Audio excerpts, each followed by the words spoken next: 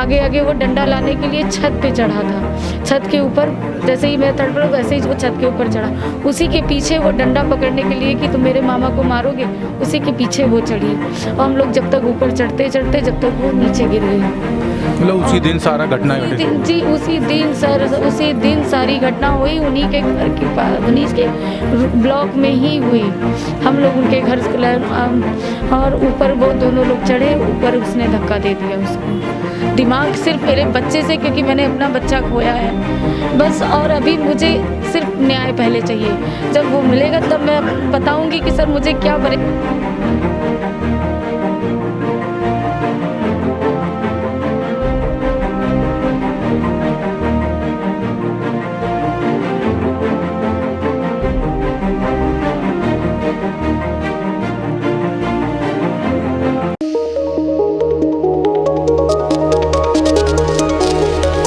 नमस्कार, मैं हूं क्षितिज कांत और आप देख रहे हैं 4 PM न्यूज़ नेटवर्क।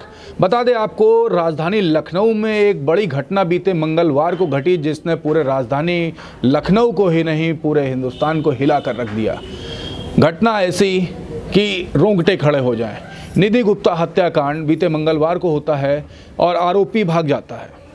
ये घटना झकझोर देने वाली है। मेरे साथ इस समय निधि गुप्ता की माता जी हैं, इनसे बात करेंगे और जानेंगे पूरी घटना क्या थी और कब इनको पता चला और क्या कुछ जो कार्रवाई हुई है क्या उससे संतुष्ट है कि नहीं।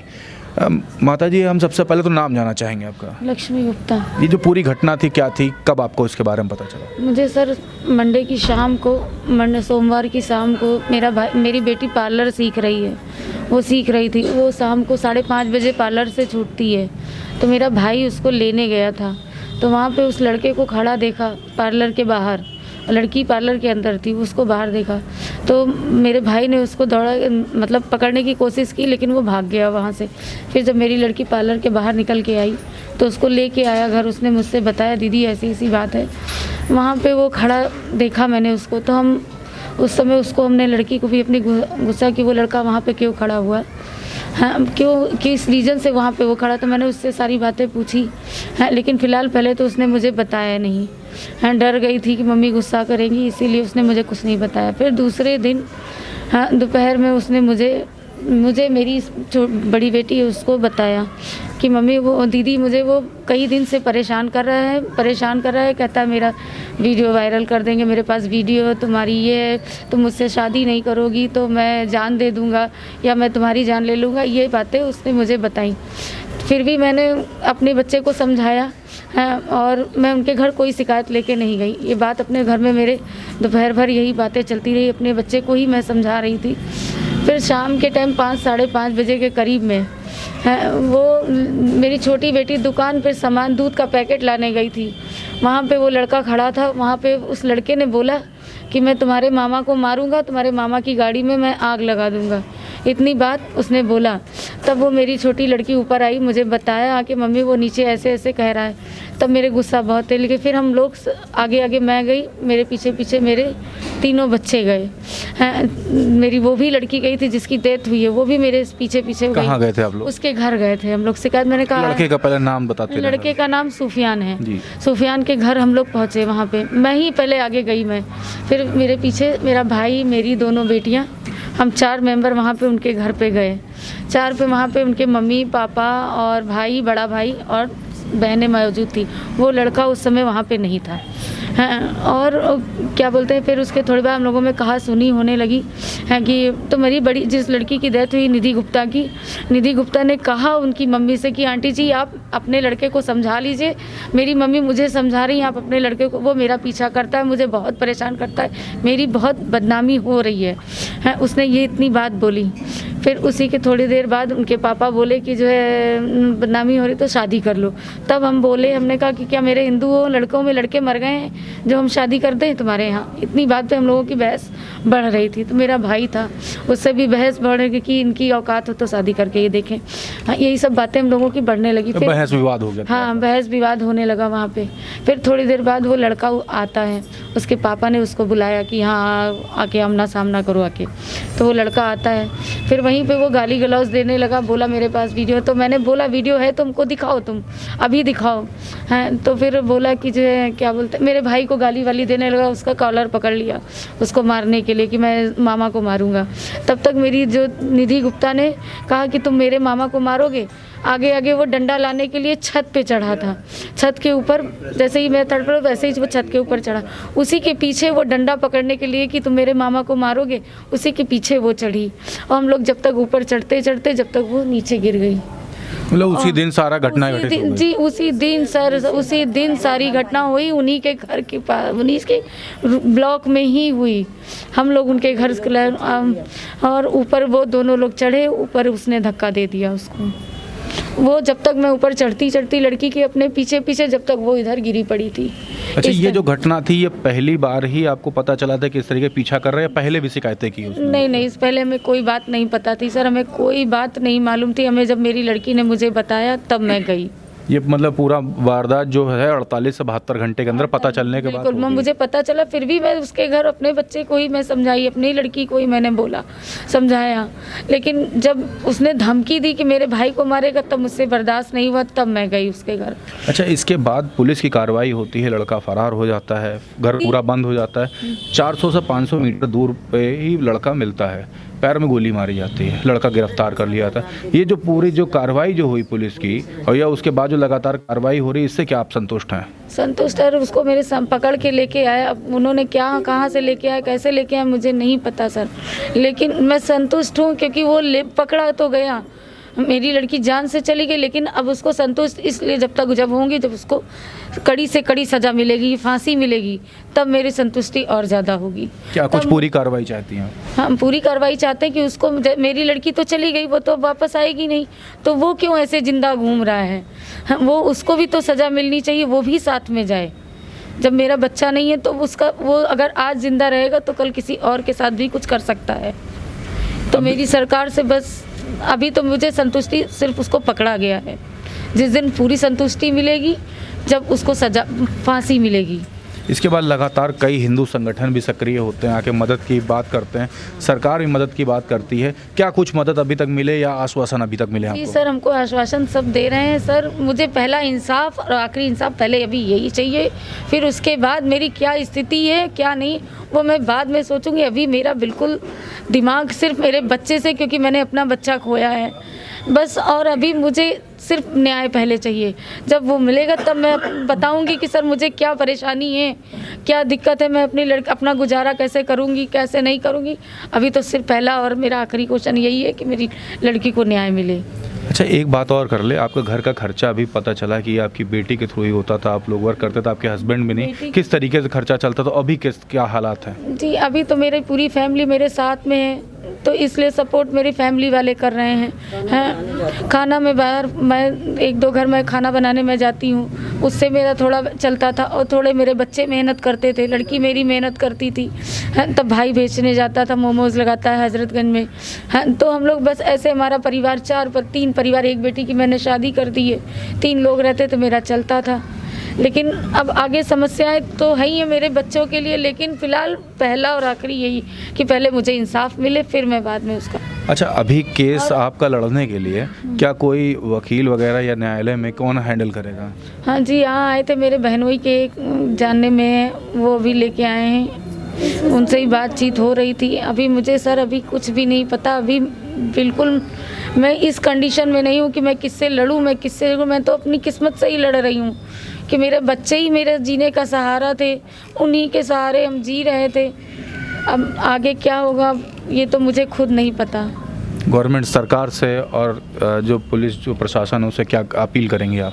सरकार से मेरी यही अपील है कि सरकार मेरे उसके पहला तो उस लड़के को फांसी दे, फिर अगर उनको लगता है मेरी आर्थिक स्थितियों में तो वो जो सहयोग देंगी मैं हाथ जोड़ के लूँगी। मुझे कोई मांग नहीं करनी, लेकिन क्योंकि मेरे बच्चे से कीमती कुछ भी नहीं है, क्योंकि मैंने बहुत बच्चों को छोटे से पाला है, बिना हस्बैंड के, बिना आदमी के मैंने अपनी ज़िंदगी काटी है 10-12 साल से। मेरे बच्चे बहुत उस हिम्मती थे, मेरी लड़की इतनी हिम्मती थी, मेरा पूरा घर उसके ऊपर डिपेंड था। कई सारे हिंदू संगठन भी निधि को न्याय दिलाने के लिए सामने आ रहे हैं। इस समय यहाँ पर एक संगठन है हमारे साथ, हिंदू संगठन है, हम बात करेंगे। यहाँ पे कई आचार्य बैठे हुए हैं, न्यायालय के भी लोग हैं, एक एक करके बात करेंगे और जानेंगे किस तरीके का सपोर्ट ये लोग कर रहे हैं। आचार्य, शुरुआत आपसे करते हैं। सर, नाम क्या है आपका? मैं महादेव बाबा और अखिल भारतीय श्रवण महासभा का मैं राष्ट्रीय संरक्षक हूँ। लेकिन ये जो घटना घटी है वो बहुत ही निंदनीय है और दुख का विषय है। और मैं ज़्यादा ना कहते हुए निधि गुप्ता के माँ को और पूरे परिवार को न्याय मिले और जो जिहादी, जिस राक्षस ने एक राक्षसी कृत्य को अंजाम दिया, उसको फांसी लगे और पूरी तरह से इस परिवार को न्याय मिले। उन जिन जिन लोगों का उसमें सहयोग रहा, चाहे राष्ट्रीय चाहे अंतर्राष्ट्रीय स्तर पे, उन सभी को जेल के सलाखों के भीतर मैं देखना चाहता हूं। और जिस लड़के ने हत्या की है उसका फांसी हो, त्वरित कार्रवाई हो।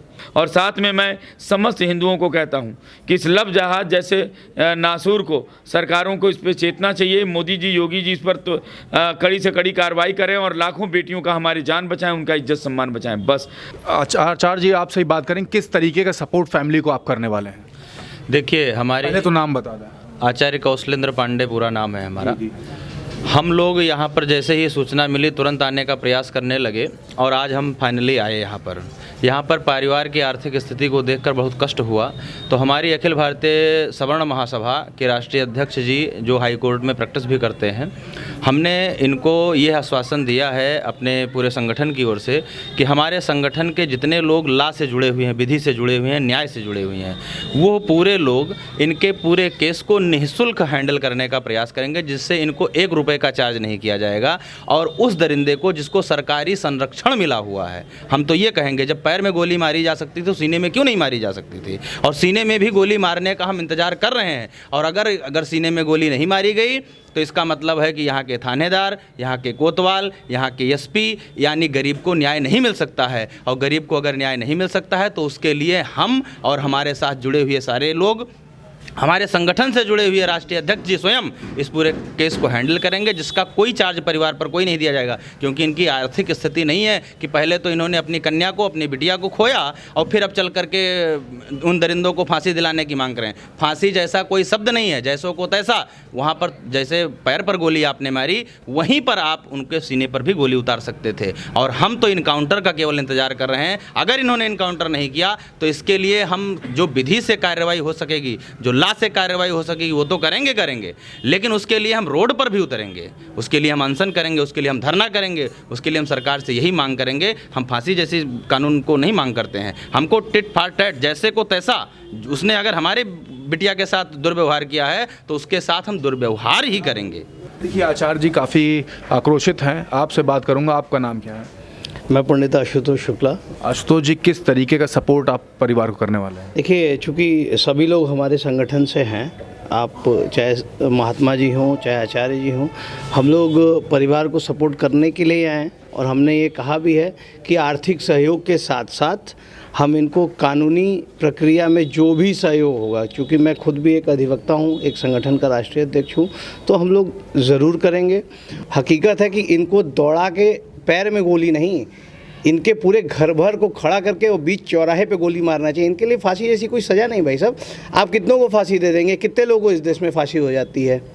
आप बता दूं, ये जेल में गया, जेल में जाएगा, सरकार के टुकड़ों पे पलेगा, मुकदमा साल भर में डिसाइड होगा, 2 साल में डिसाइड होगा, कैसे डिसाइड होगा वो बात की बात है।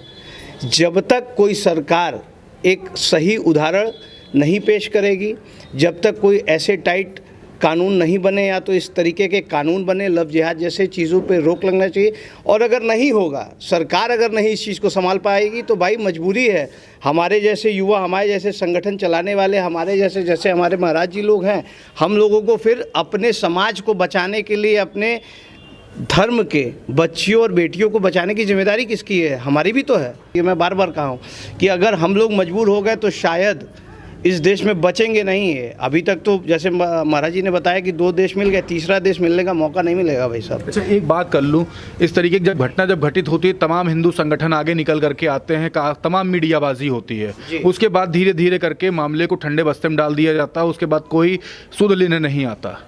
इस पर क्या कुछ कहेंगे? क्या ऐसी भी हालात में आप सभी लोग मिलकर खड़े रहेंगे, क्या डटे रहेंगे? देखिए, मैंने तो जिम्मेदारी ही ली है कि न्यायिक प्रक्रिया में जो सहायता चाहिए निःशुल्क, इन लोगों को 1 रुपये का कहीं कोई चार्ज नहीं, कहीं कुछ नहीं, हम पूरी ईमानदारी के साथ और पूरी मेहनत के साथ उसको जल्द से जल्द फांसी की सज़ा। और मैं ये नहीं कहूँगा, ये तो जो लड़के ने किया ही जो किया, इसके साथ देखिए सब एक सोची साजिश होती है।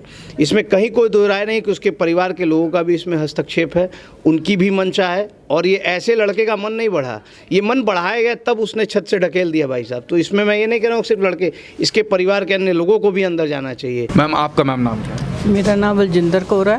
मैम कहाँ से है? I coming from London. यहाँ पे इस तरीके की जो घटना घटित हुई है, इस पर क्या कुछ कहेंगे? किस तरीके से आप सपोर्ट करने वाली हैं? मैं सपोर्ट इस तरह का, पहला तो ये जो ये घटना घटी है तो बहुत गलत घटी है, क्योंकि एक माँ के बच्चे को मार देना ये बहुत बड़ी गुनाह है। क्योंकि बच्ची तो मर गई है पर माँ हर पल मर रही है। ये माँ का दर्द कहते जिस तन लागे सो तन जाने, कौन जाने पीर पराई। उसके दुख को कोई और नहीं जान सकता। पर जो अभी आचार्य जी ने बोला फांसी दी जाए, फांसी कोई सज़ा नहीं है। जैसे उसने किया, कहते नहीं जैसा मुँह वैसी चपेट मारनी चाहिए। जैसा किसी ने किया, एक घर वाले निर्णय लेंगे कि जिस तरह उनकी बच्ची को उनकी आंखों के सामने मारा गया, उस बच्चे को भी वही सज़ा है। क्योंकि लोग जब देखेंगे कि जो गुनाह करता है उसकी सज़ा क्या होती है, तब शिक्षा मिलती है। अगर आप सीधे बोल तो फांसी दे, झटके में मारने से उसको खुशी नहीं मिल सकती। उनकी आंखों के सामने जो उसने देखा है, उसके घर वाले भी ये देखे। मैं ऐसी चीज़ के पूरी सपोर्ट हुआ। पहले तो ऐसा समा किसी पर भी ना आवे कि हमें ऐसे समय पे आना पड़े, पर जो है तो हम नारी शक्ति पूरे समाज के साथ हम गुरु महाराज जी की कृपा से पूरी सपोर्ट देंगे। तो इतना ही। बिल्कुल, एक बच्चे के जाने का दर्द एक माँ ही समझ सकती है। देख रहे हैं, निधि हत्याकांड होने के बाद तमाम हिंदू संगठन सामने आ रहे हैं और पुलिसिया कार्रवाई पे लगातार प्रश्न चिन्ह उठता चला आ रहा है। माँ का साफ तौर से कहना है कि मैं फांसी की सज़ा चाहती हूँ। वहीं पे तमाम लोग जो आक्रोशित हैं वो कह रहे हैं इनकाउंटर क्यों नहीं कर दिया गया। अब देखने वाली बात ये होगी कि हिंदू संगठन जो सामने जो निकल करके आ रहे हैं वो किस तरीके का सपोर्ट आगे करते हैं। और दूसरी चीज़, जो ये मीडिया के थ्रू जो मीडियाबाजी हो रही है, कितनी मीडिया भी सपोर्ट करती है। प्रश्न चिन्ह बड़ा है और कार्रवाई इस पे कब तक होती है। जुड़े रहें 4 PM न्यूज़ नेटवर्क के साथ। इस मुद्दे से जुड़ी हुई सारी खबरें मैं आप तक पहुंचाता रहूंगा। मैं हूं क्षितिज कांत, कैमरा पर्सन शुभम के साथ। धन्यवाद।